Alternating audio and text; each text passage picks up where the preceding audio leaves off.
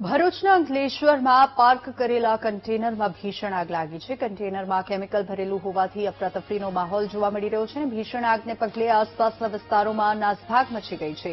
સલામતીના ભાગરૂપે રોડની આસપાસનો વિસ્તાર ખાલી કરાવવામાં આવ્યો છે અને ભીષણ આગમાં કન્ટેનર બળીને ખાખ થયું છે.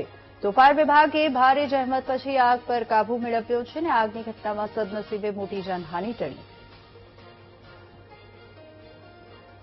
आज रोज वહેલી સવારે હાઈવે નંબર 48 પર દૂધ જૂતાની અંદર સર્વિસ રોડ પર મૂકેલી ટેન્કરની અંદર આગ લાગી હતી. આપણે દ્રશ્યોની અંદર નિહાળી શકીએ છીએ કે હાલમાં ફાયર ટીમો આગ પર કાબુ મેળવવા સતત પ્રયત્ન કરી રહી છે. આજે વહેલી સવારે 5 વાગ્યાના અરસાની અંદર કેમિકલ ભરેલા ટેન્કરની અંદર આગ દૂધ જૂતાઓ ફાટી નીકળી હતી. ત્યારબાદ ફાયર ટેન્ડરો અને પોલીસ કર્મચારીઓ ઘટના સ્થળ પર પહોંચ્યા હતા અને આગ પર કાબુ મેળવવાના સતત પ્રયત્નો ચાલુ છે.